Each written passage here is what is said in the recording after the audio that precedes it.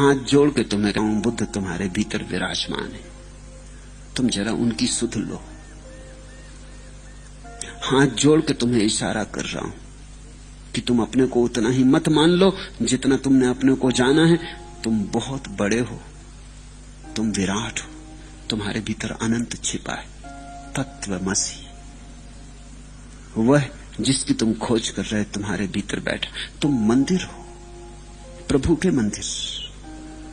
तुम्हें पता नहीं है ये और बात,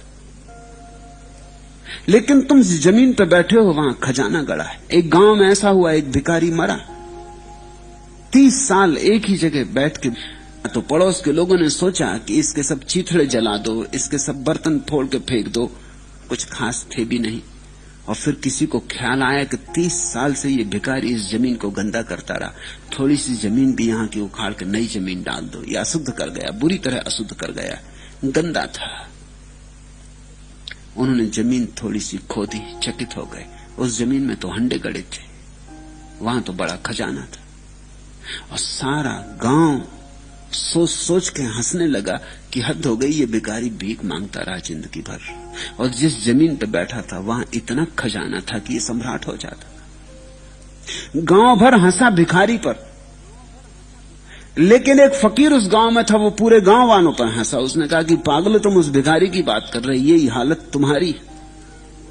तुम भी जहां बैठे हो वहां खजाना गड़ा है, तुम सम्राट हो सकते।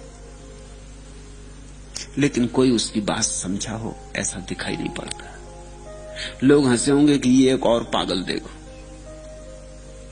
या होगा कुछ लोग उसकी बात समझे भी होंगे तो घर जाकर उन्होंने थोड़ी जमीन खोद के देखी होगी, फिर खजाना नहीं मिला होगा, उन्होंने कहा तो कहां पागल की बातों में पड़े हो, कहीं ऐसा सभी जगह थोड़ी खजाना गड़ा है, वो तो संयोग की बात थी। मगर फकीर तुम्हारे भीतर की तरफ इशारा कर रहा था। सब फकीरों के इशारे तुम्हारे भीतर की तरफ, उनके सबके तीर तुम्हारे भीतर की तरफ।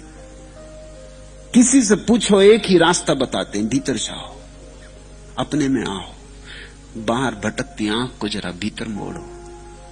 यही आंख जो अभी संसार देख रही है, यही आंख जो अभी पदार्थ को देखती, यही आंख परमात्मा को देख लेगी। आंख तो यही है, सिर्फ इस आंख को परमात्मा की तरफ लगाना है। उस लगाने का नाम ध्यान है।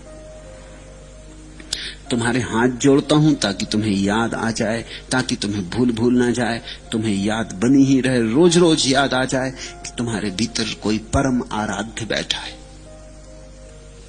यही याद सघन होगी तो तुम बदलोगे, रूपांतरित होगे। तुम्हारे भीतर क्रांति इसी याद की सघनता से हो सकती।